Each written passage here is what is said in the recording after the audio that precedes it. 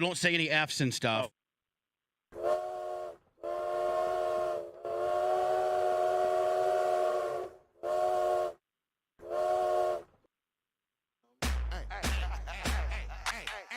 Let's go.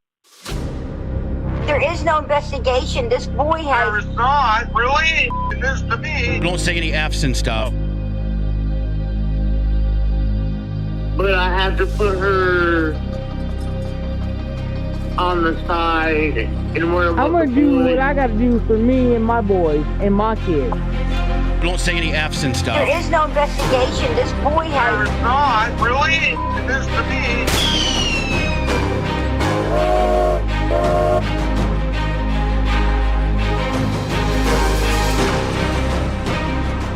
Rise, idiot.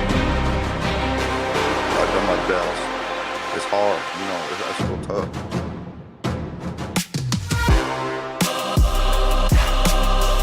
But I have to put her on the side and worry about the boys. I'm gonna do what I gotta do for me and my boys and my kids. Don't say any F's and stuff. Live from the NBD Production Studios, you're in the lab with your host, Joshua Diaz. There is no investigation. This boy There has. is not, really? This to me.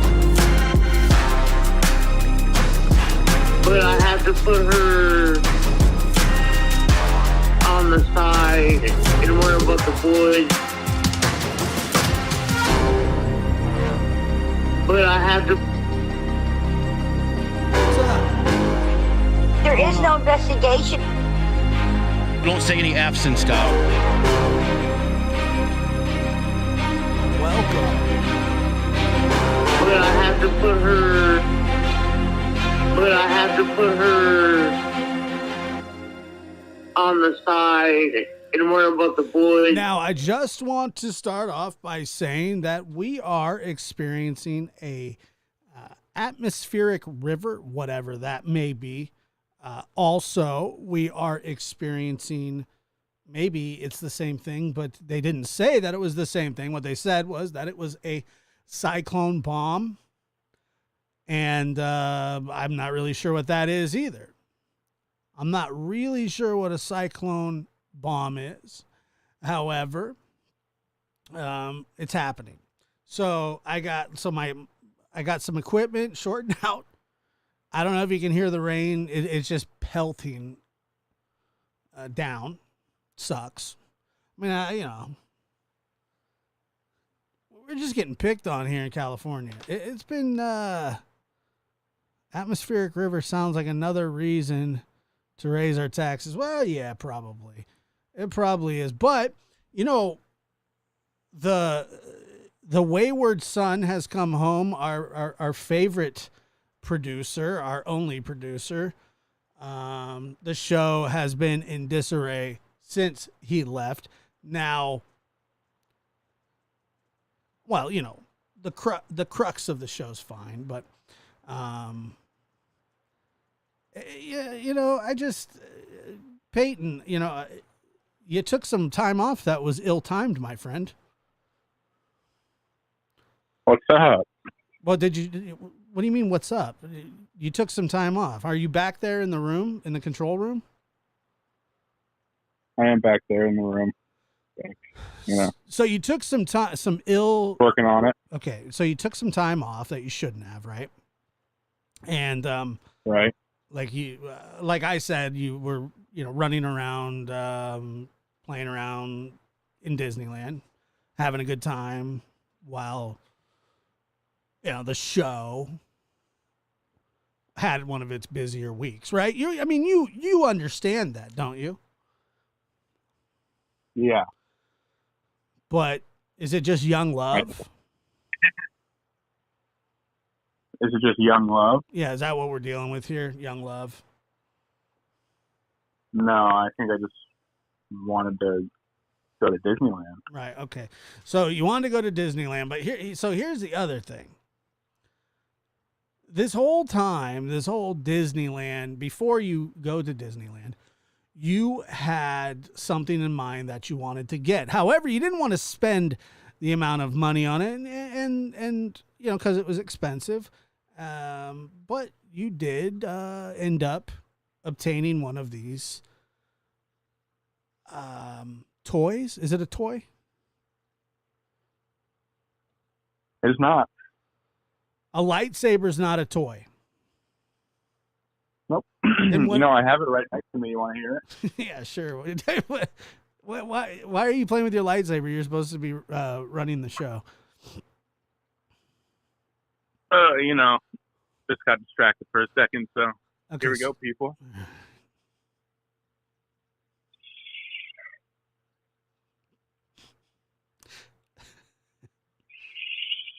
What do you think?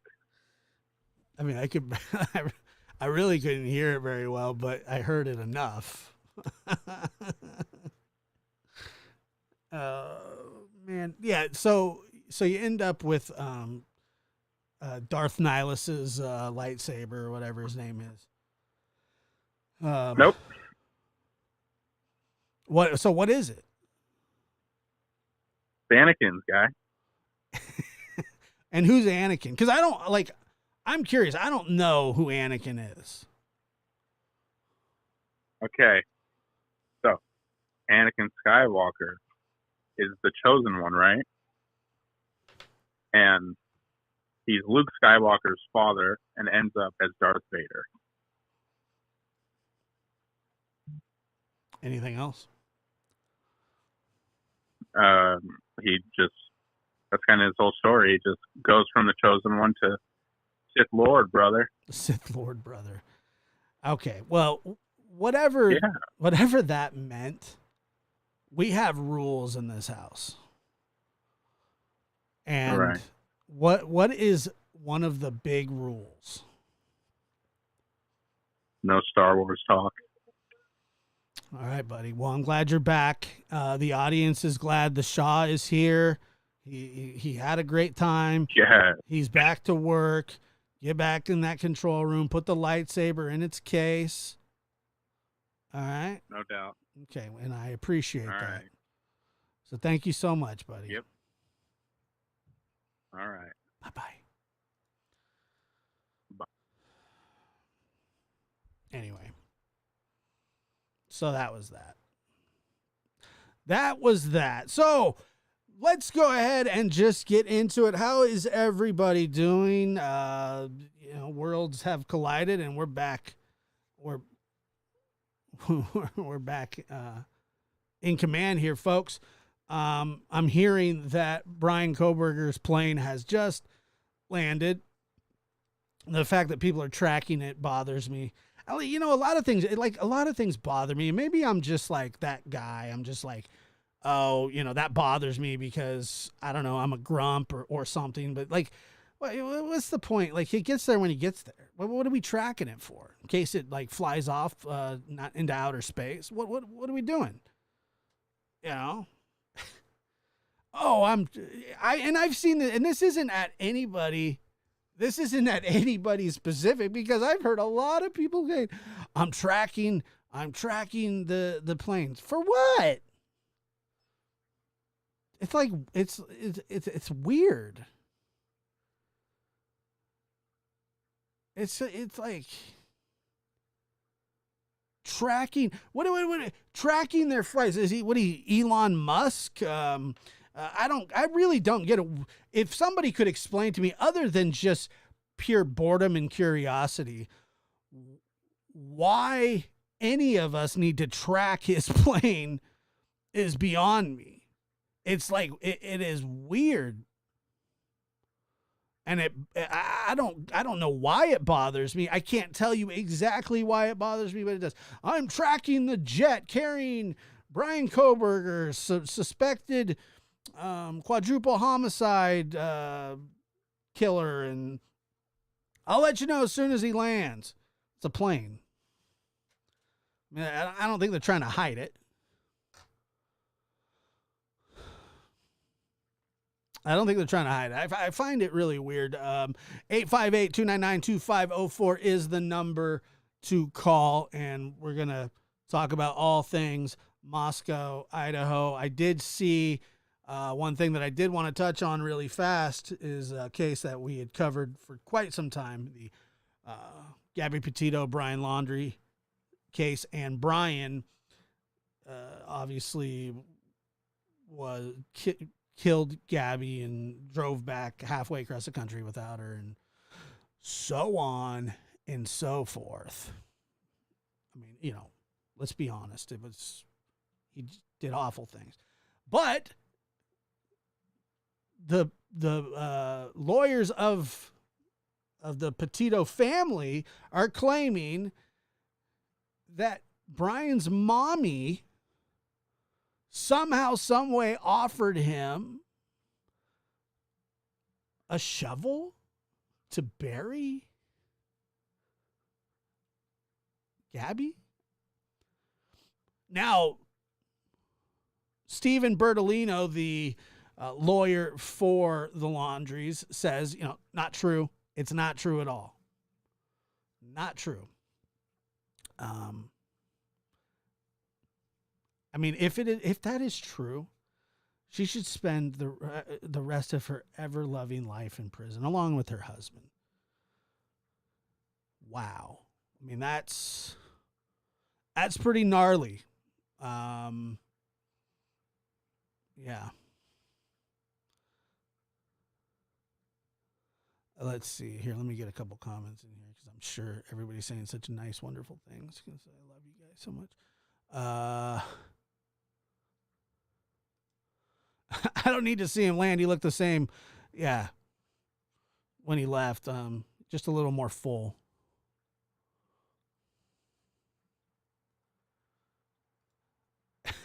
I could tell you, I hope he's terrified of flying because the flight is tiny, and this tiny plane would be intense and scary. I've never been on a private jet. He already landed in Idaho. There's footage. He never burned the letters. Yeah, I don't know.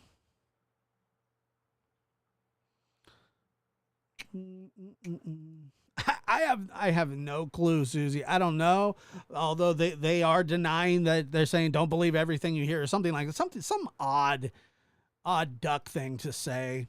I'm not really sure what it is, but let's just get into it. And it's been a few days since I've been on. I hope that you've went over and checked out the little shorts videos that I've done, kind of giving my perspective on this case, as I will continue to do here tonight.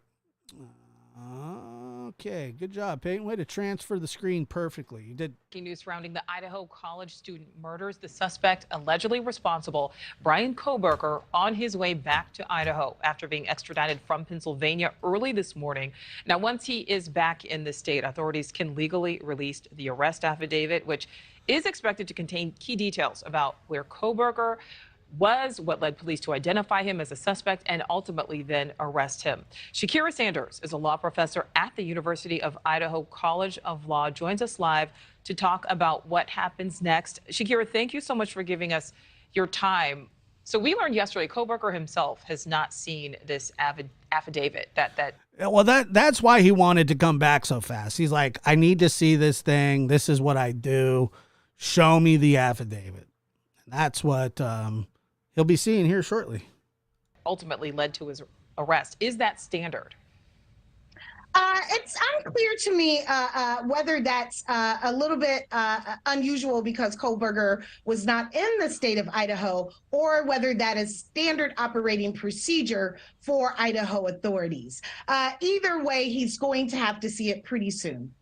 All right. So what kind of information are we expecting to learn in this affidavit once it is? Now, there is a chance that this will become available while we're on the air tonight. And if that's the case, Peyton will track it down for us as fast as possible. Ultimately released. As fast as possible for him. We should learn what are the facts and circumstances that led law enforcement to the conclusion that there was probable cause to arrest Koberger for the murders of these 4 undergraduate students at the University of Idaho. All right, so Professor, there's this new body camera footage. We've shown it throughout rush hour. It shows Koberger and his father pulled over in Indiana. There are vague mentions of a mass shooting. There's nothing specific. Should that have been enough to raise a red flag for the officers involved here? It's really unclear what Indiana officials would have known or could have known at the time of that traffic stop that would have given them any information that perhaps there was probable cause for Koberger with regards to these murders. Certainly, Idaho officials weren't releasing any information at that time to the public. That's very true. And we know Indiana is, of course, very far from Idaho. But Professor, a lot of people are wondering here how police stopped this white Hyundai that apparently the entire country was searching for. Didn't stop it once, stopped it twice, and Koberger was let off with a warning both times. How does that happen? I have no idea. Certainly. Calm down, Shakira. Sometimes the hips do lie, right? We have to learn from Indiana officials. Why is it that this individual was allowed to proceed along to Pennsylvania? I'm not sure if they have an answer for that. Well, I mean, if they don't suspect the guy of a crime, what exactly can they do? Except they could call, hey, I just pulled over a white Elantra, and here's the plates. I guess they could have done that. But they get their own stuff going on, and it's not like, you're not really expecting to see something like whatever, unless they have good reason to pull them over and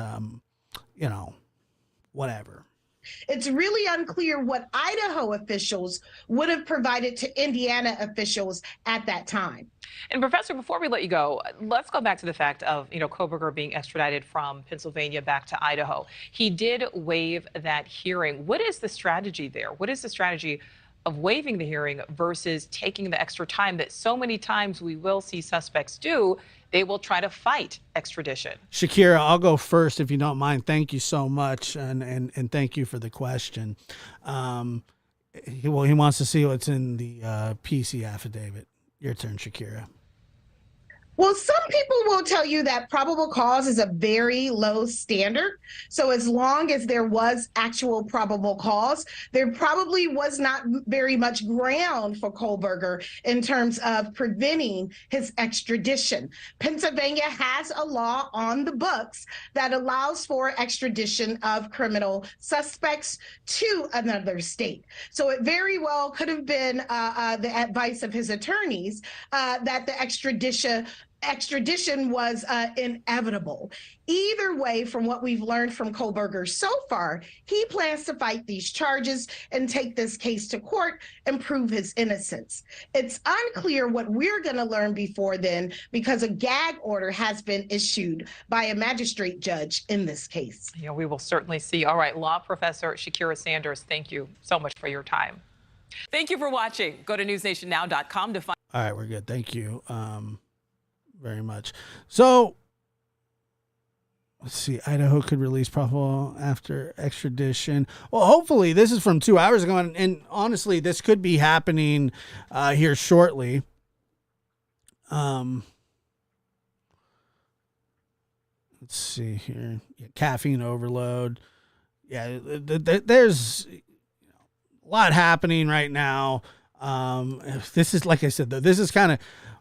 We'll probably see quite a lull in this case after the PC affidavit is released, meaning, there's not going to be a whole lot of new information other than whatever, his kindergarten classmates want to come out and say that, he didn't share toys properly or whatever.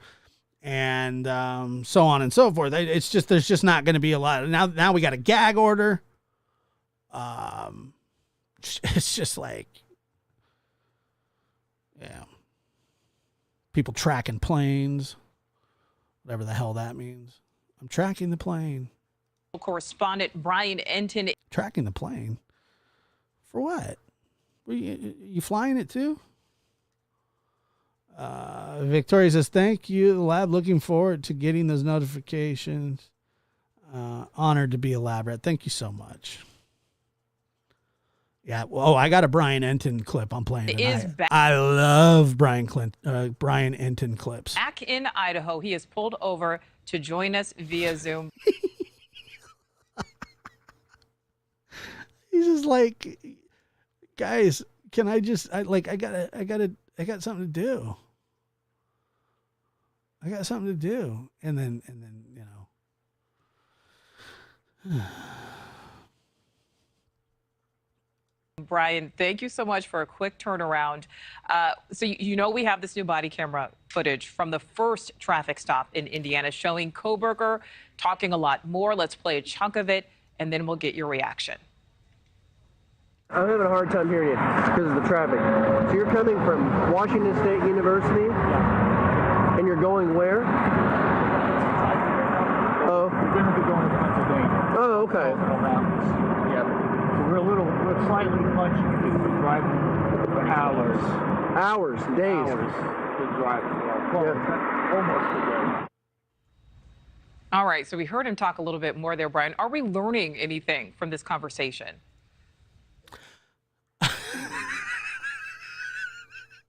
I mean, it's really interesting, Nicole, because they allegedly pulled him over for. Look, I've done this before. You got to make something out of nothing. Everybody loves Bri. He's got his Patagonia on. He's in a car. He's the man.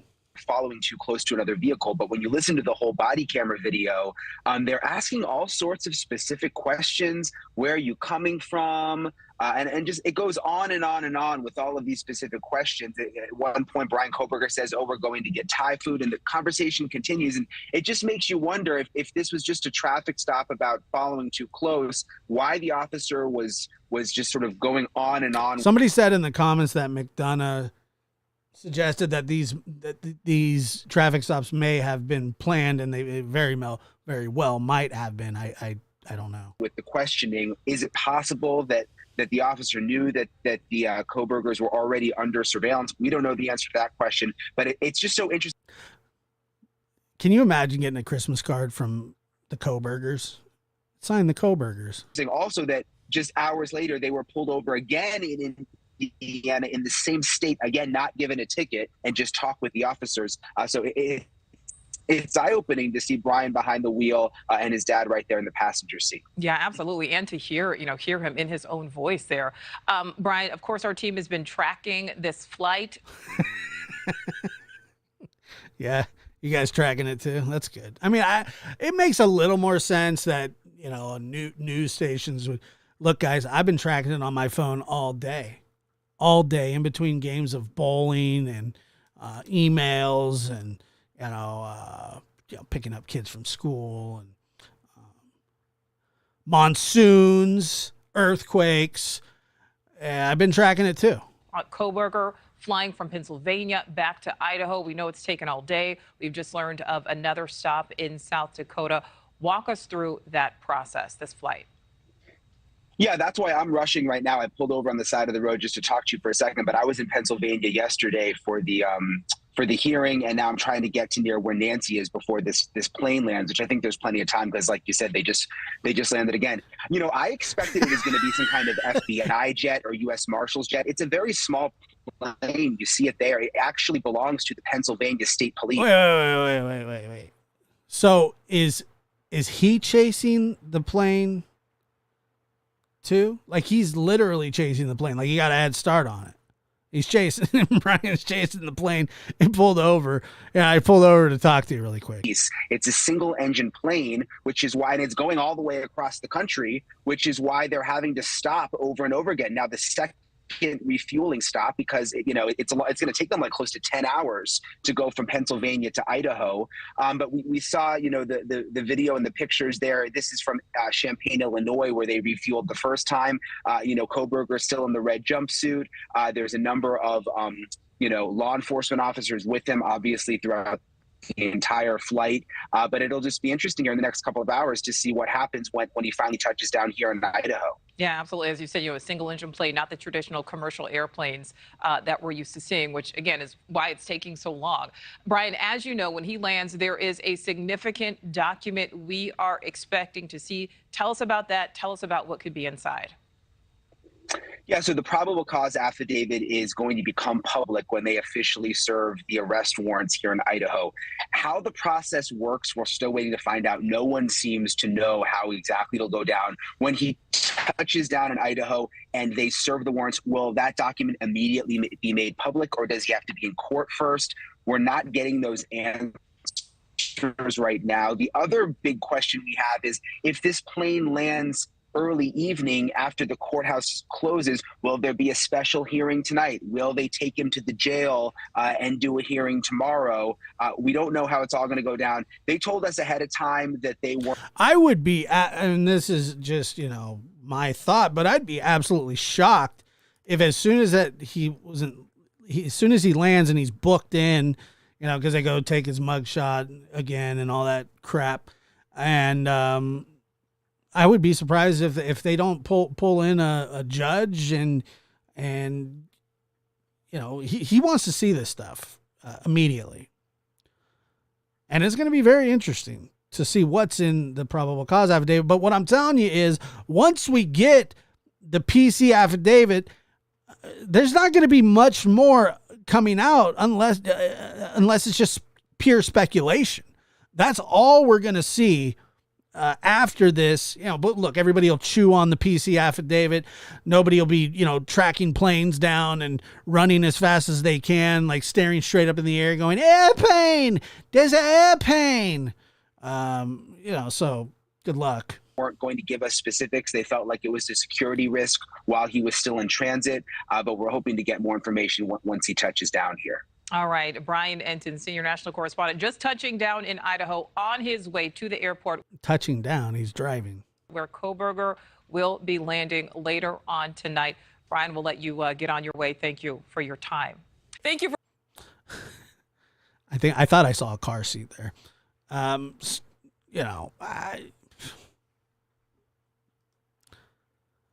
don't know if I can do Banfield tonight, guys. I really don't.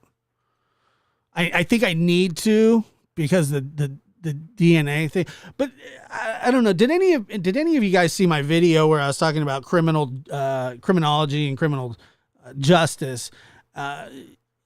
This guy is ready for this, whether he's up for the task or not. I'm sure he thinks he is, but he's got this planned. He's had it planned. He was trying to get away with it. If he could get away with it, then fine. If not, I have a safety net. I have a master's in criminology, and I was going for a doctorate in criminal justice. So I think he thinks that he's really going to get out of this. I really think he thinks that. Which is kind of concerning, because I do worry about the technicalities of this case. Look, you can say whatever you want about him being, he's not Matlock, he's not this, he's not that. He is extremely well versed in crimes and then the process after the crimes. Very, very well versed. And he thinks that he's ready for this. But I personally do not think that he's going to be able to pull off what he is trying to pull off here. But like I said, he's got a shot. The reason that it's going to be some technicality, some just that they're going to be looking for anything. And the technicality aspect of this is nerve-wracking. This is not an open and shut case.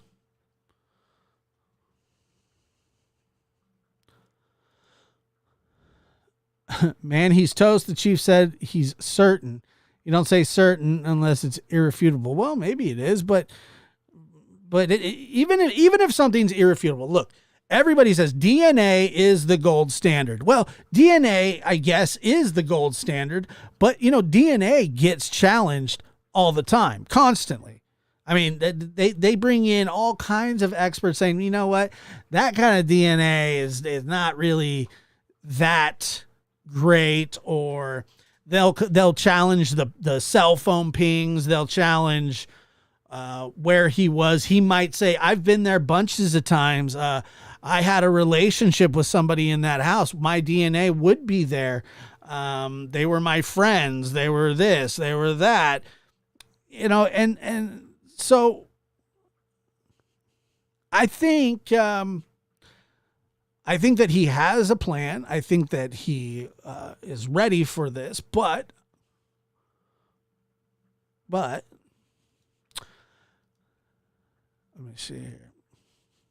Right, but it only takes one technicality to really mess up an entire case. Yeah, jurors are unpredictable, but I get it. He's got there's DNA. There's, I don't know.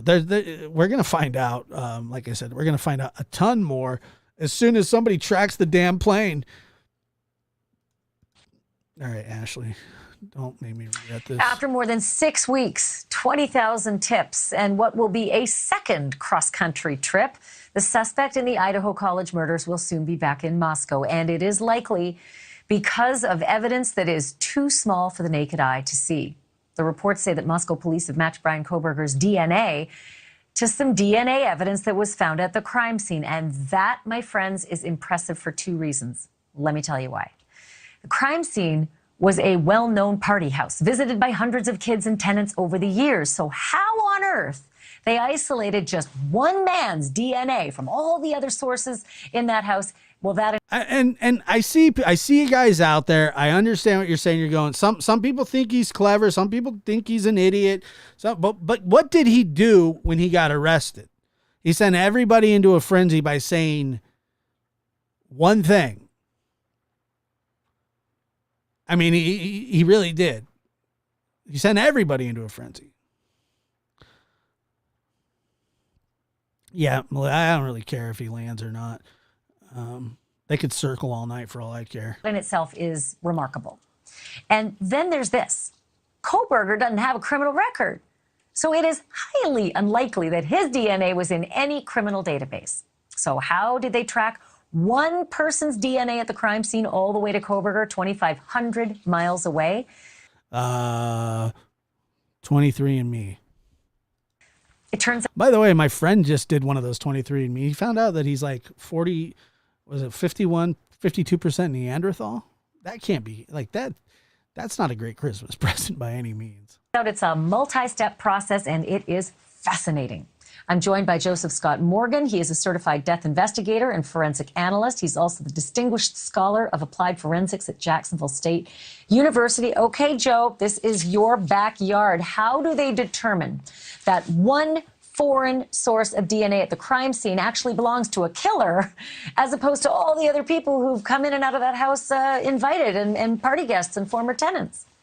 Well, we have to think about those that are currently domiciled in the home, and you begin to eliminate them. Certainly, these four victims, they have DNA samples from them that would have been taken at autopsy, and then you have the two that were spared down the lower section. They would have done buccal mucosal swabs or cheek scrapings on them, and buccal mucosal. Why don't you just say cheek swabs? I mean, I like this guy, I do, but come on. Eliminated them. Docile. And then any of these parties that would have had intimate relationships where you would have rich source DNA, semen, blood, that sort of thing, you would have gone out if they were given those names and collected those samples. Now, all the other DNA that you're talking about that's in this environment was probably touch DNA, and that's only fragmented DNA that you have. It's not a full partial. It's not a full strand, it's only a partial strand. That comes from the sloughing of dead skin cells. So then after you have all of that, you eliminate everybody that's known. And then if you come up with one person, That's who Well, you have that, to go Joe, forget it. That, to me, would have taken years because hundreds and hundreds of kids have come in and out of that house. I thought you were going to say, honestly, that the skin that was under the fingernails of the victims, that's not a party goer, or the blood from the killer who accidentally got cut and shed his own wet blood. Well, no party goer would have shed wet blood that night, or maybe a hair that was on top of a pool of blood. Well, that would have to come from someone who was there after. So that's what I thought they probably collected, as opposed to just some DNA that was found in the house. No. Let me be very clear. When we say blood in the house, okay, if he did in fact cut himself, and we're assuming that this sample comes from blood, there are other means that you can get rich DNA, semen, saliva, even sweat, Ashley. But in this case, I think that the fingernails are going to, you remember you aired one of the first pieces about this nationally, relative to bagging the hands. We're back to that now. Not just skin are you going to have beneath the fingernails, you're going to have blood as well. And there might be hair. Full hair, where you have a. So, Alicia, I understand what you're saying. If they have, if fingernails, whatever, blah, blah, blah. Look, there's nothing is as open and shut as you think it is. I'm not saying that he's going to get off, but there is nothing to me that indicates that this is going. It's going to be interesting when we get the PC affidavit, but I don't know how much they're even going to put in there. They'll probably say, hey, look, we have some of his DNA, this, that. I don't know. Follicle, and you have a root, and you can dig into that. That's what's so fascinating about this. And then after that piece, that's when genetic genealogy comes in. Well, that's piece two, and that's fascinating. But I am so interested in your science, especially when I think of the. Sorry, Angela. It might be a slam dunk case. You could be right, but how are you going to know until you see the evidence? I mean, this guy's got some tricks up his sleeve. Like I said, I'm not saying, I just don't think it's as open and shut as people think. It's just not. We're not dealing with just your normal psychopath, off the street. 40 fingernails that had to be scraped because there were 4 victims with 10 fingers each, 10 fingernails. And what also was fascinating is which one of those victims might have had some fingernail scrapings, because that's going to be something that the defendant is going to want to know and may not know for a long time, because of course he could fashion a defense as to why his fingernail scrapings might be under a girl, but how could he fashion a defense as to why they'd be under 3 or 4 people? Joe, I have to leave it there, but I'm going to have you back because this conversation is a lot longer. So I always love what you have to say. Joseph Scott Morgan joining us tonight. Okay. And Alicia, I want to say this as well. I understand that he doesn't have any training in this. He doesn't need it in that. He just needs to know the ins and outs and technicalities of the justice system. I mean, he's already got his vegan meal. Loser. So that was step 1. Look, I don't think it's a slam dunk case, but I do think isolating the suspect's DNA from the crime scene. Right. That's the first part. But step 2 is identifying who the mystery DNA belongs to. A few years ago, if the killer wasn't already like a criminal with his DNA sitting in the criminal system, right? Well, investigators would have a really tough time finding him, right? Like the Golden State Killer. They couldn't find that guy for decades because he was a cop. He wasn't a criminal with a bunch of DNA sitting in a criminal system somewhere. But today, companies like 23andMe and Ancestry.com. Don't get mad at me, but you also said that hoodie guy was 100% stalking them. I will not forget that argument you had with me. But let's just say, I'm not disagreeing with you there.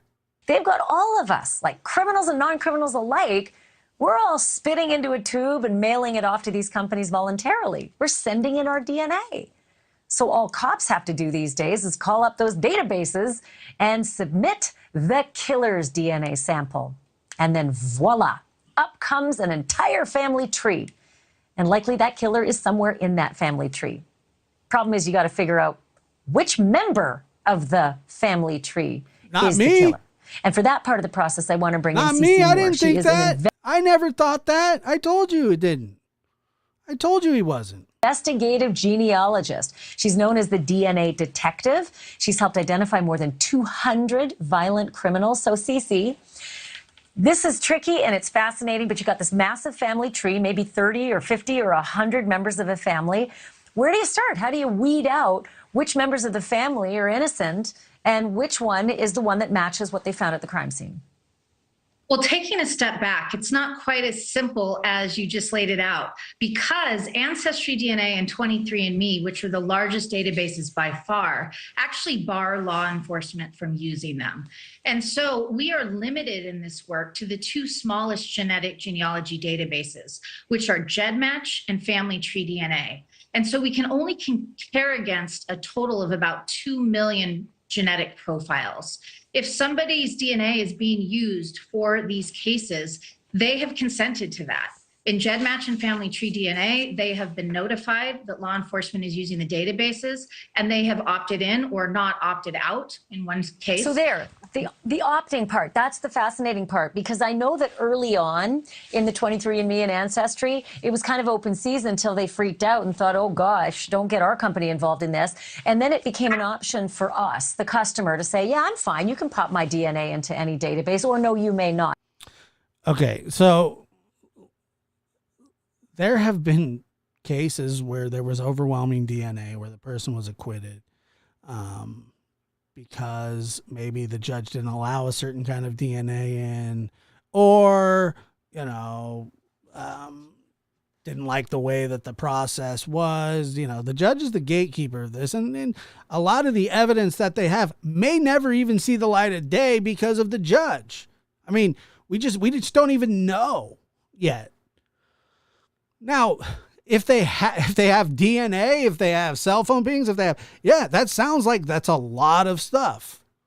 And I'm not, like I said, I'm not insinuating that he's going to get away with this, but I do not believe it's open and shut. I don't think pretty much any case is open and shut, especially these days. I mean, you get like 700 appeals and so on and so forth. Don't we have that option? No. Ancestry DNA and 23andMe will not allow law enforcement to use their database, and it has never been used for investigative genetic genealogy, to my knowledge. And I'm pretty dialed in. I think I would know. I actually approached them back in 2011 and 12 and asked them if they were willing to work with crime scene DNA. They made it very clear from the very beginning they would never be involved with this. And they have deep pockets and big legal teams, and they will fight any effort of law enforcement to get into their databases. And so it's the two small companies only that give you that option to opt in. Now, if you've tested at one of the big companies like Ancestry, you can download your raw genetic data file and upload it to GEDmatch and opt into law enforcement. Okay. So tell me this, once they get a family tree, what's next? You got, people. Then you water the family tree. I think somebody's on the phone to yell at me. Let's hear it. Caller, go ahead. You're on the air. Hello. Hey, I just wanted to comment. I'm from Idaho. Washington is legal for marijuana. And I have a lot of family in Arkansas. I can't count the number of times that I drove cross country and got pulled over just so they could see if my car smelled like weed. So I'm pretty positive that's why he got pulled over. So because of his Washington plates? Yeah.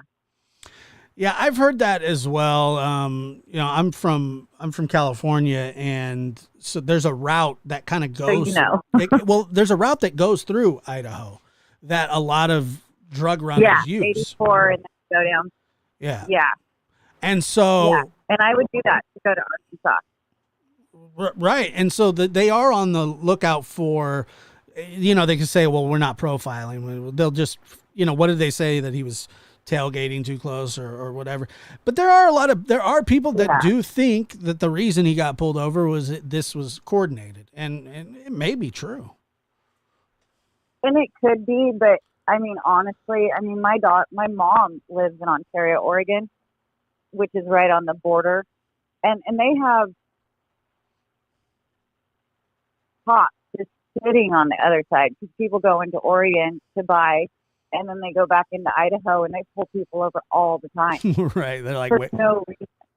Right. They're waiting for it. So, I mean, and if you look at, I'm not real certain about the Washington part of it, but I know from Idaho, Oregon, once you get over to those eastern states, they're real sticklers about that. And so, and you think that they could have been just profiling his license plate. And there are people that will take pounds of pot to the East Coast and sell it. You can buy a pound of pot in Ontario, Oregon for $800, go to the East Coast and sell it for $3. And the cops know that. And so they're looking for those West Coast license plate. Yeah, I just think people are reading too much into that. It's the plate. Yeah, look, it's completely possible. I don't disagree with what you're saying. But it was like the world is looking for this. Well, I say the world, I mean at least police officers, state troopers, and things like that. So, you very well could be right. However, I don't know. I think that they may have just been following them. But I don't know. Yeah, but I think that would have been the FBI that was following them. These Pennsylvania guys, if they really thought or knew what they had there, they would have done something. The one guy would have made sure he had him on camera the whole time, so he had his little token. Okay. No, I know what I mean? I got what you're saying. Mm-hmm. Mm-hmm. So it was facing the ground the whole time. I don't think he had a clue. Nah, he looked really nervous If too. he knew who he had in that car, he would. I'd love somebody to get a hold of him. Say, hey, what do you think now? Right. No, I know who that trooper was. So did you catch a felony on your way? No, I've never. No. I'm just kidding. And I don't do that. No, but I understand exactly what you're saying. It happens. It happens all the time. But they could be just completely random. Hey, we're checking. You were actually doing something wrong, or it's weird to get pulled over twice, though. It is, again, the plate. It's they think everybody over here is a pothead, and they go over there, they're transporting. Most people are potheads. So, and holidays is when a lot of people do it, because there's a lot of different out-of-state plates in different states. Yeah, but think about this. They never even gave him a ticket or anything. No, he smelled his car. Oh, so Okay, I got what you're saying. His head in the window. I got what you're saying. Yeah. Okay. That makes sense. So that's what you think that he was in. Okay, well, yeah, fair enough. Is this your first time calling? I'm gonna throw that in there. Are you first time caller? But yes, I'm sorry. I'm gonna let you go now. All right. Well, thank you so much for calling. But thank you, and I love your show. I've been watching it. My mom is hooked 24/7 on this one. Oh, okay, good deal. Well, thank you very much. This is crazy, and we thought Lori Daybell was a big one. We got this one now. I know it's just out of control. Thank you so much for your call. Thank you so much. Bye-bye. So she thinks that maybe he was just checking for pot. Caller, go ahead. You're on the air. Hi, Josh. It's Grammy B. Hi. How are you? How are y'all? Doing fine. It's just raining like crazy. Yes, y'all are going to float away, I'm afraid. At some point, probably. Really cross. Gosh, it's not looking good. No. Well, I had something I wanted to say. I can't believe it. I don't think she's right because I think they followed him too. I don't think they would have stopped him in the way they stopped him and acted the way they did over. They thought they were smoking pot. That doesn't. No, I don't think so. I heard somebody say today on a news report that it was Jennifer Coffendorfer. You know who I'm talking about? Uh-huh. Yep. Okay. She said that it was obvious to her that they pulled them over intentionally. Yeah, I So, never even thought of it. And so the first reasoning was that he was tailgating. Yes. No ticket, no ID. I mean, that's all kind of odd. Yeah. Well, he asked for his driver's license, but then he visited with him. Did you watch it? Yeah, I did.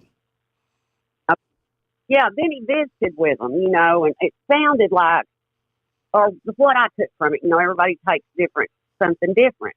But what I took from it was Brian looked like he was trying to protect himself and afraid that his dad might say something wrong. And then they kind of got in a bind right there for a minute. So I just kind of feel like that's why they didn't do anything. They were just following him to there. To get him there for whatever Ellie's reason was, to make sure, I don't know, to make sure they had him in their sights, maybe. I don't know. Interesting. Well, so do you think his dad knows?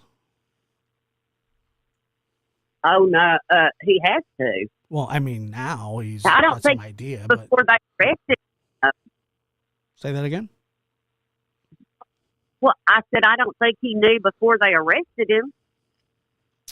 Yeah, well, so you? I do find it odd that his dad flew over with him to drive back with him. I mean, people do that kind of stuff, but like a 28-year-old, like, it's kind of. Well, that is,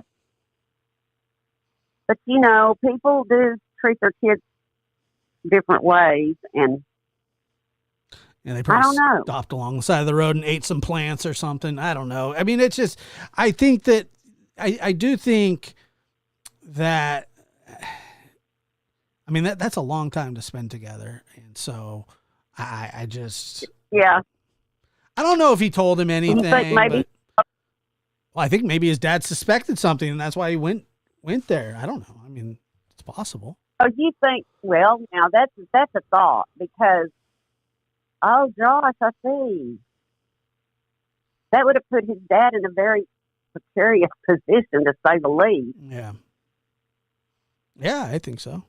But yeah, I just found it odd. I know, and people are saying, well, it was planned. Well, yeah, I'm sure it was. Because look, this could have been a plan for 2 weeks. I mean, this happened, a month and a half ago, or close to 2. Well, not quite, but getting there. And this was planned, and I definitely believe he did it by himself. I could be wrong. I've been wrong many times. Yeah, me too. I'm wrong all the time. Today, I picked the wrong milk in the refrigerator, and one was not so good, and one was good, and I picked the not so good one. Uh-oh. Just the struggles. Did you drink it? Yeah, kind of. I mean, it was for cereal. Oh, yeek. I hate that. I always want someone else to taste it if it might not be good. I was just, I've been wrong a lot. But anyway, I appreciate that point of view in the phone call, and thank you so much for calling in. I love you all very much. Hi, all my lab rat buddies. All right. They love you too. Thank you, Mom. I love you, Josh. Love and you too. Linda, and y'all take care of them babies. Oh, dude, Linda. Yeah, Linda's birthday. She just had a birthday. I forgot to say anything about it. So she's 23. Happy birthday, Linda. Yeah. So She's 23. No, well, she's not 23, but Well, yeah. I just said that. I know. Well, I'm that's not- good. That's good. Look, Give her a birthday hug. I sure will. Thank you so much. I think she's young enough to where, I've never had a problem asking somebody their age, even if it's a woman that I was like, well, I'm assuming that you're young enough that this question isn't going to offend you, but usually it ends up offending. Caller, go ahead. You're on the air. Hello, Josh. Hello. Hi. I hope you're staying dry there in California. Yeah, we're doing our best. Also, happy birthday, Linda. Happy birthday. It's Mindful Mama Ray. Hello. How are you? I'm doing pretty good. Crazy day. Lots of action, I guess. Lots of plane track and flight. Yeah. Just kidding. Yeah. I got my telescope out for it. I marched to the top of the hill and watched the whole thing.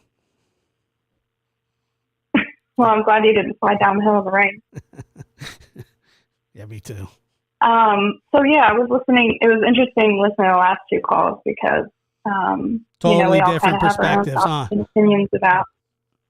Yeah, absolutely. So there was some of that stuff I wanted to touch on already, but yeah, the one thing that really stuck out to me was Brian's face during the second time they pulled over. Like, you can just see it on his face that he was completely mortified. Like, oh, is this going to happen right now? Like, I just really got that feeling looking at his face. I think he was really scared that he was going to be pulled over for that reason. I think so too. I really do. I think that he looked very worried. And there you can see a plane. Oh. And I think his dad.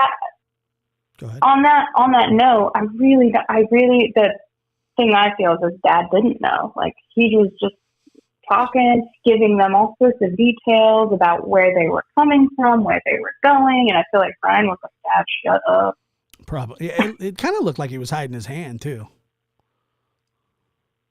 Yeah. His right hand looks swollen to me. Then I definitely noticed a little something, but I wasn't sure if maybe it was like a shadow, or it's kind of hard to tell with the quality of the video. But I agree.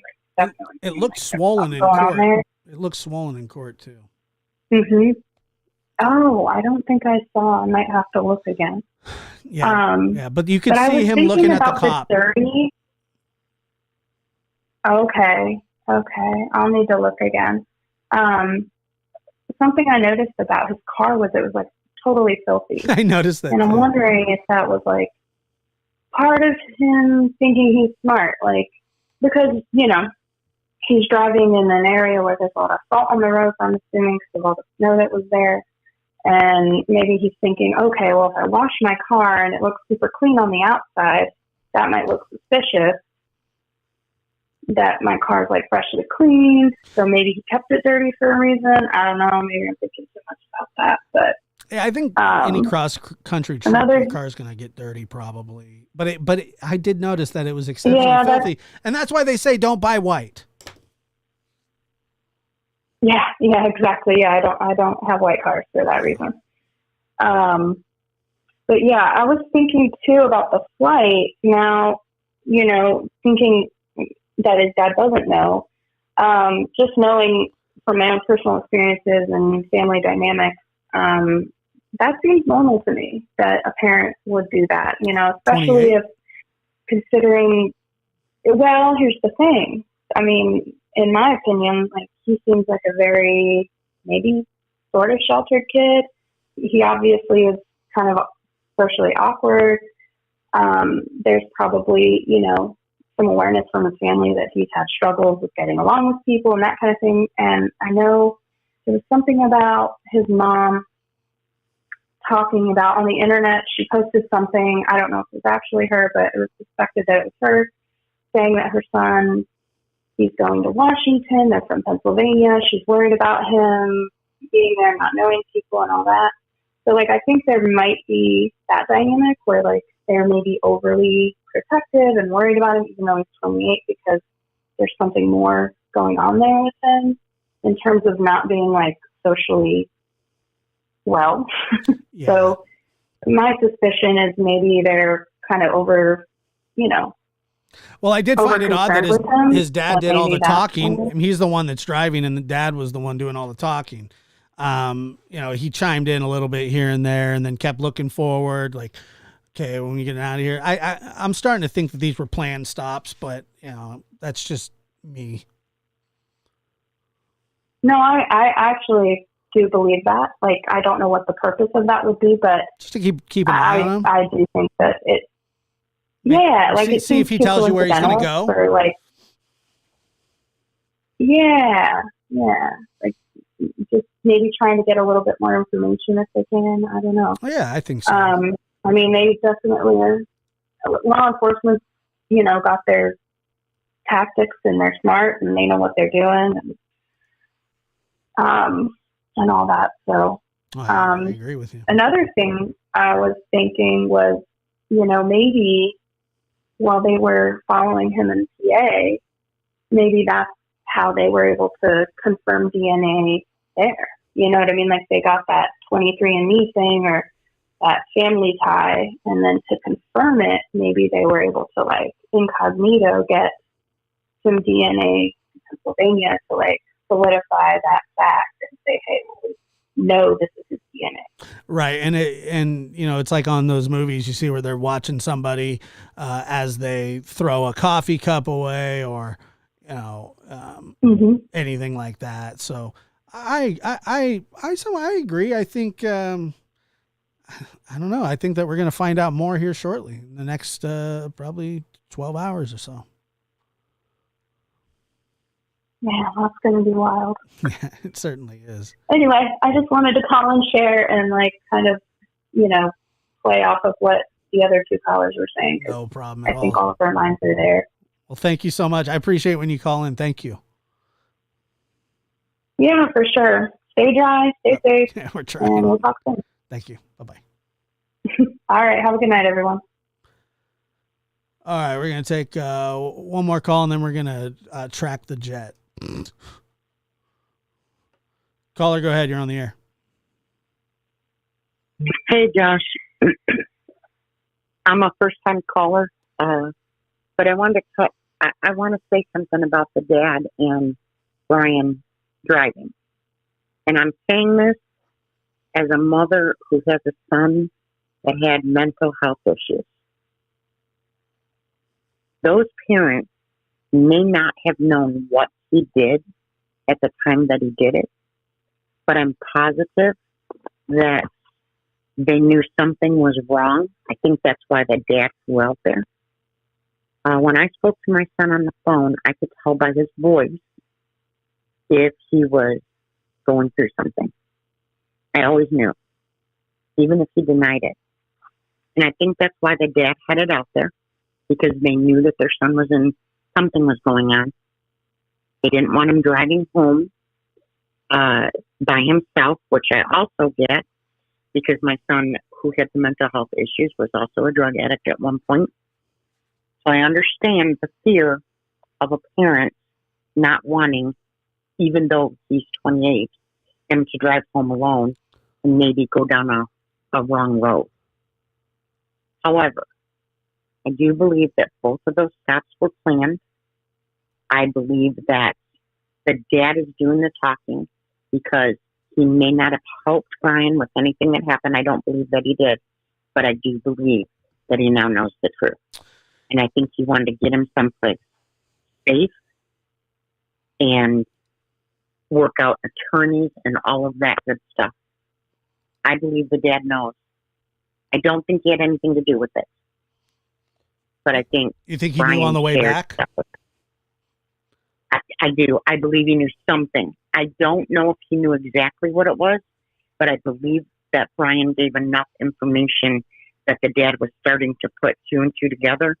And trust me when I tell you this, as a parent, again, from somebody that struggles with mental health problems and addiction, that dad was driving home, probably putting two and two together and doing everything he could to deny what he knew was true. Well, can you imagine knowing that you're driving with your son and he may be a mass murderer? I mean, a mass murderer. Look, it's hard enough driving with my son knowing that he owns a lightsaber, but yes, I totally understand what you're saying. The problem. I mean, go ahead. Well, I think so. The problem is if he knew anything, he's in trouble. Okay. Now, I don't think that Brian's going to implicate him in anything. And I obviously don't think that he has anything to do with it. And nor, I reserve judgment on these people. I don't know them. I will never know anything about them. And I don't really, care to know much about his parents unless they were involved in this crime. I don't believe his dad knew what happened, but I think that his parents could tell that something had gone wrong while he was out there. I think that's why his dad just drive out there. Well, yeah, and also, you would think that they're looking for a white Elantra. They know what kind of car he drives. Josh, my son was in trouble with the law. My son had mental health issues. He was a drug addict. I turned him in. The last time he went to jail was because I turned him in. But it took so much. Not because I thought what he did was okay, but because I wanted him to be okay. Finally, it got to the point where the only thing I could do was turn him into the police and pray to God that worked. He ended up taking his life like a year and a half later. The struggle for a parent, and he was 32 years old, the struggle for a parent that's dealing with a kid that has mental health issues and has had or potentially could have a drug problem again. I can't tell you how hard that is. I can't explain it to you. I think it's something that you have to live through, but I'm telling you, I believe his dad went out there because he was worried.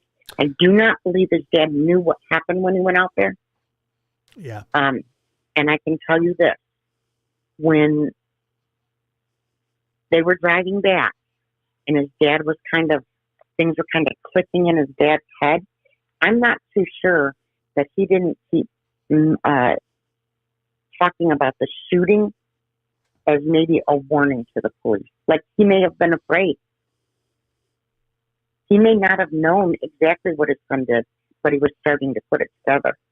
And that's a hard position for a parent to be in with a child, no matter their age, that has severe mental health issues and drug issues. I don't disagree with you one bit. I think that the dad did what he did to check on his son.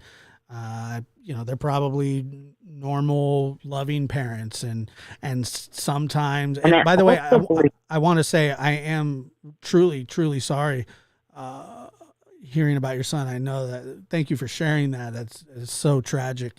Turning. I think it's different. Was that? I think it's just a different perspective when you understand the mental health, the drug addiction, and then the parent's heart. Because I have 8 other children. I am a good mother. There's nothing, my other 8 children are all fine. I was a good mother to my son. He used to say, you're my best friend, my worst enemy, and my greatest counselor. We were very close. But there's some things as a parent that you can't fix. And coming to terms with that, and I'm telling you, that's a tough spot to be in. I completely understand. A real tough spot. No, turning your own kid in for anything would be rough. Anything. Yeah. Yes, it is, and I can sympathize. If he knew, this is where him and I would be very different. If I thought that my son, and my son didn't kill anybody, but that I know of, but if I thought that my son killed somebody, I would drive him to jail. Yeah, me too. There's no way that I would protect him if I believed that. Because there isn't mental health available. Sometimes somebody with these problems just needs to be thrown in jail, where eventually they'll get mental health. Yes, sometimes you almost feel better because I do have family members that, are on drugs and things like that, and who go to jail repeatedly. And sometimes you're almost like, well, they're in jail. At least they're safe for now, I can promise you this. I slept that last year and a half of my son's life better than I had in the 15 before it. I bet. It's sad, but it's true. And I love my son. I miss him terribly. But I understand where this dad, if he knew anything, even on the drive home, if he learned something, I understand his thought process. And coming to terms with that from a parent's point of view, it's extreme. My son stole stuff. That's what I turned him in for. And it was a struggle to turn him in for stealing stuff because I knew he was going to be in trouble. I knew he was going to jail. But with our mental health that's available in this country, that was my best shot. Yeah, wow. To get him out.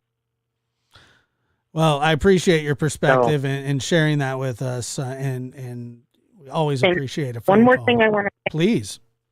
I think they got pulled over because I think they weren't sure who was in the car with them, and they may have been doing a well-being check on the passenger. Yeah, that's another thing I was thinking too. Maybe they had no idea that his dad was there. Maybe, but I am starting to kind of feel like this was absolutely planned. I don't know if it was, but I feel like it. Just more and more thinking about it. People are in denial. Can be in denial about their children or their spouse, or are you familiar with the Delphi case? Absolutely. So look, he's got the same jacket, the same jeans, the same shape, and his wife sleeps next to him every day. It very well could be where she's going, I'm scared that it's him, but is it though? I know people don't want to believe it. And I totally do understand that. So, yeah, it's a hard place to be. Yeah, definitely. Well, I appreciate your phone call, and I hope you call in again. Thank you so much. Thanks, Scott. Take care. Have a good night. You too. All right, let's track this plane, folks.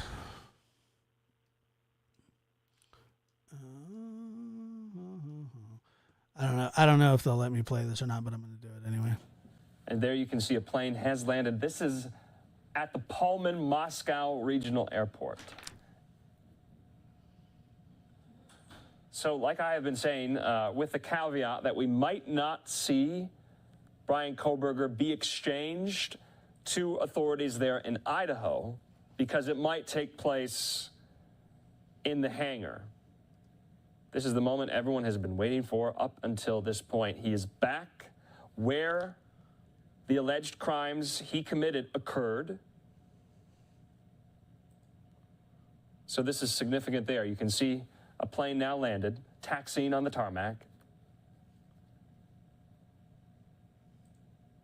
Let's just listen to see if we have any sound on this. Yeah, it sounds like an airplane. Jerk off.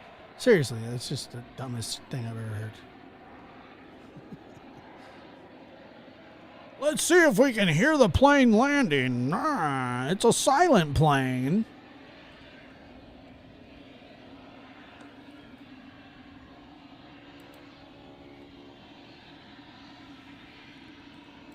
That, Alicia, that is something I've been thinking about as well. What if his dad was the one, and that's why he went out there?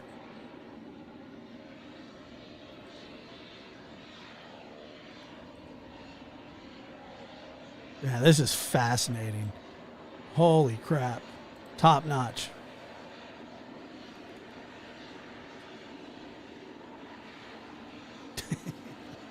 Okay, so we are awaiting official confirmation that this is Brian Kohberger's plane. He's going to be accompanied, we believe. Who else on? Okay, sorry. By Pennsylvania state police officers and possibly U.S. Marshals as the exchange will take place. So we are still waiting. The plane's still taxiing on the tarmac there. It does look like, it is pulling up right there to the hangar. All right, I believe, we can't say for certain, but this seems to be what is happening at the moment. The photographer's going to zoom in. We're going to take this full here. We've been showing you some of the photos we've taken of Kohberger as he was taken into court there in Pennsylvania just a couple of days ago.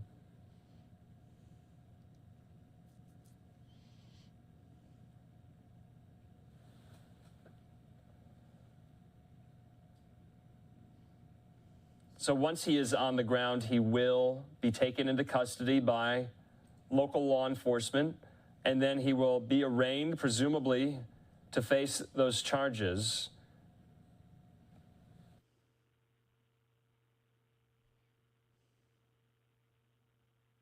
It's the Pope or something.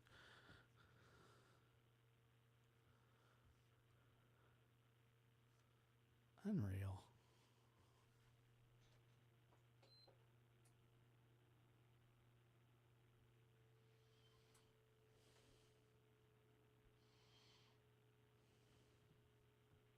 What if they just, it would be the funniest thing if they just drove in circles for like the next 3 hours. So it does look like we lost our shot there, unfortunately. We're going to work on that mastermind Kohberger at it again. He somehow foiled. Can we just like get to the point? Oh, there he is. Let's take it full. Okay, you can see there, Brian Kohberger in that orange jumpsuit walking with law enforcement. Let's listen.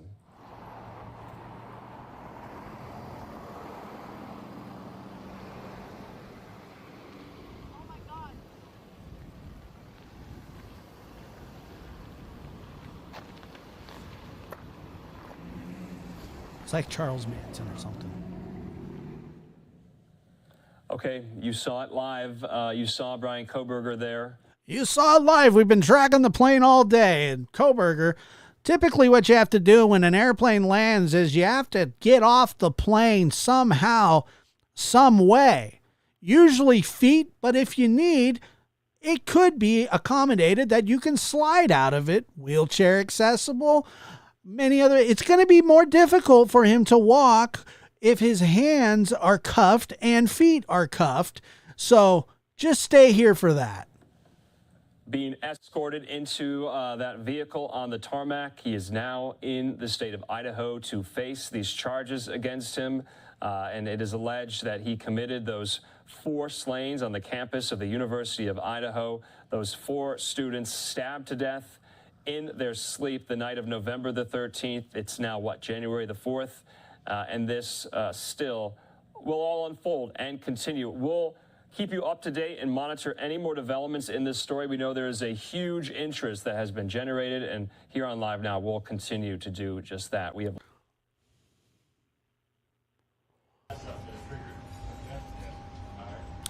I don't know, to be honest with you, but I do want to watch that body cam.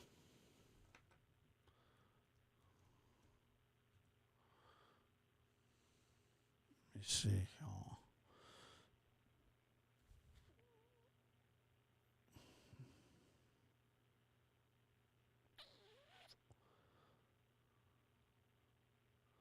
Let me play this really quick for you.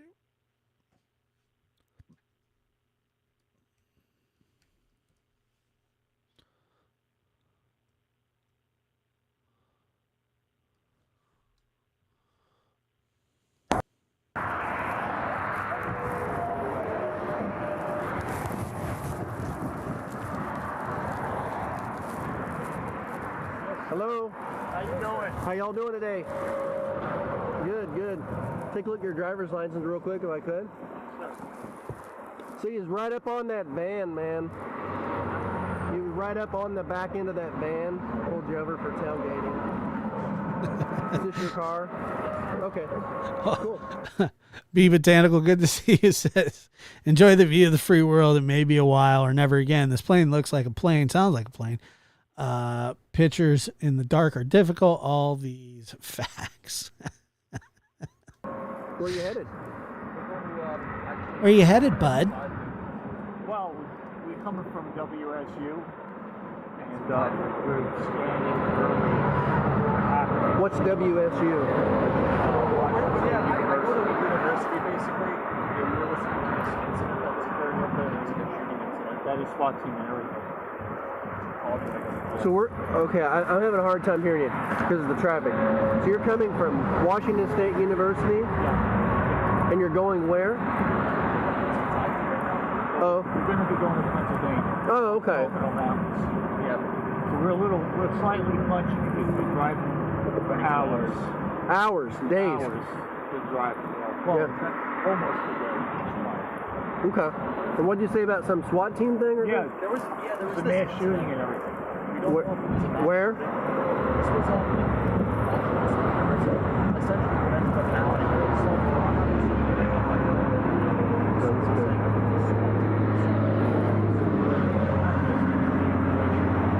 Interesting. Well, it's horrifying because he's supposed to be university, you know what I mean? Mm-hmm. So y'all work at the university there? I actually do work there. Oh. PhD in criminal Okay. The PhD in criminal justice. Okay. Yeah, I hadn't heard about that incident. Just yesterday, or? This happened this morning. About an hour and a half ago. We're still wrapping it up for investigating. I'm not sure there's two shooters because they did shoot somebody. I see. And then we don't know about that actually. Usually, like, I mean, I guess cops can say, you know, where are you going? Where are you headed? What do you know, you don't have to answer any of those questions. Brian would clearly know that, but you know, if he's going to put up resistance, it's going to look, it always looks weird. You know, if you put up resistance and you don't have anything to hide, you're just basically being a dick and want the police to leave you alone, which, you know, I understand that too. But at the same time, you know, like whenever I get pulled over, and it's not often, but whenever I do, usually it's like, I mean, I just put my hands on the steering wheel and just like, whatever. What do you want? What do you need? What do you know, this, that, that. So I don't think he has much of a choice here. You know, he's kind of got to play ball. And so that's what he's doing. He's got to sit there and shut up, which I'm sure he hates. Actually, he doesn't really have to shut up, but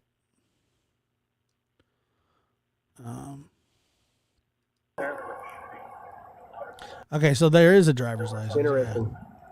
Wow. Yeah, let me hear that again. They did shoot somebody. And this is what Mama Ray was talking about earlier. You look at the car; I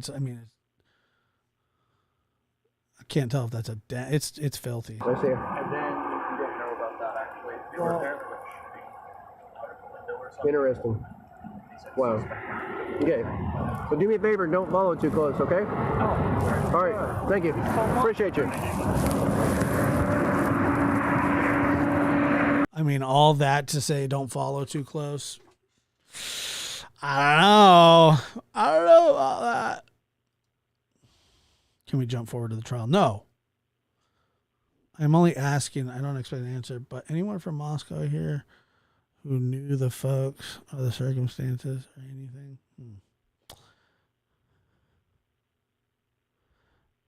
Yeah, it did kind of look like a shadow. Hold on, let me see. You know, he was big mad when Washington State University. What's that? I know. Stoners don't tailgate. Just saying. They're usually at home chilling, watching Josh. I think so. And then in their little you know, stoner modes. They leave me weird messages and say, "Hey, I lived down the street, but there's no way I'm going to the cops." Did Brian go to the cops? Do you think Kohberger went to the cops, Richard Allen style, trying to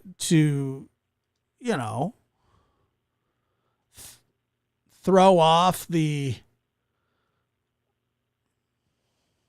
oh my God. Let's see here. Yeah, he's just ugh. But, as soon as this affidavit comes out, and it should within, probably by tomorrow morning, if not sooner, and we'll go over it. I'm sure everybody will go over it, but it'll be interesting to see what it says, and I am truly curious about it as well. I think that it's not going to give as much detail as people think that it will. I hope that they're treating the case however they need to, and but I'm telling you, after this whole affidavit thing, I really think that it's going to be a lull. Like, I don't think you're not going to find out much. Yeah, witchy woman. Yeah, we're chilling, watching Josh Stoned. Love that.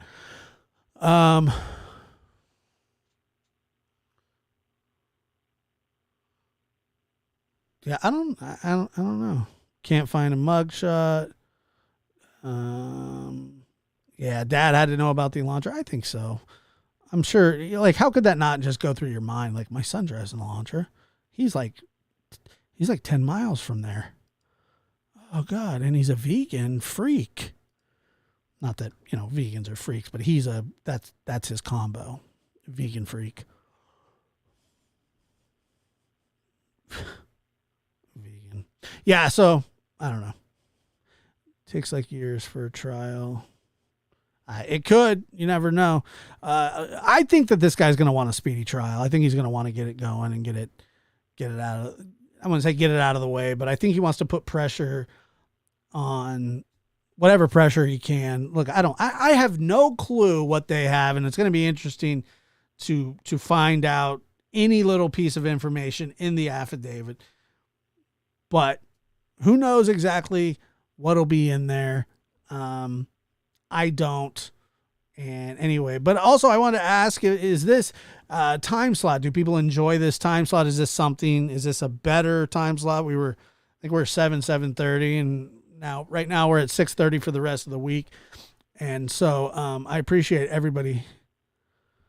Yeah, he is a vegan freak. The mass shooting. Yeah.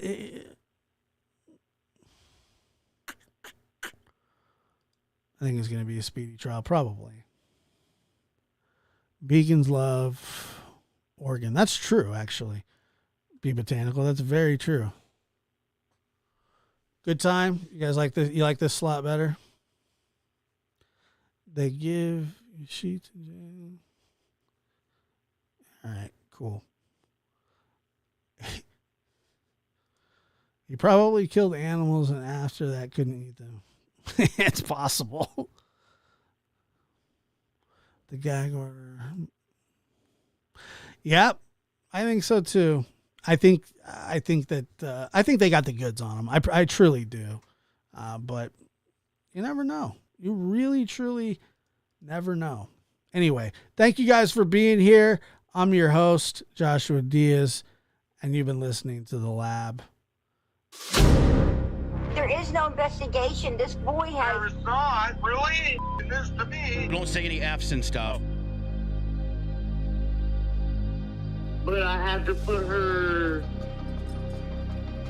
on the side and where I'm gonna do what I gotta do for me and my boys and my kids. Don't say any F's and stuff. There is no investigation. This boy has. There is not, really. It is to me.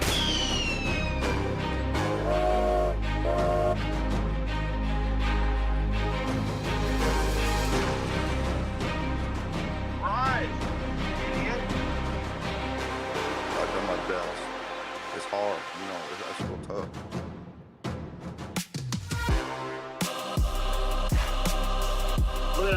put her on the side and worry about the boys. I'm gonna do what I gotta do for me and my boys and my kids.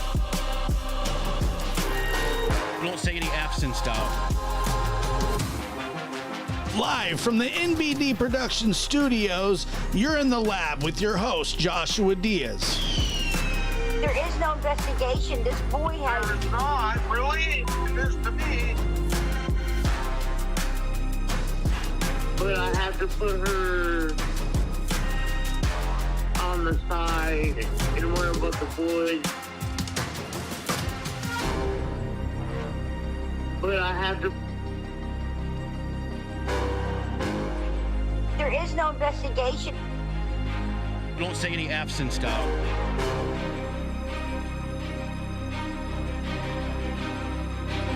But I have to put her. But I have to put her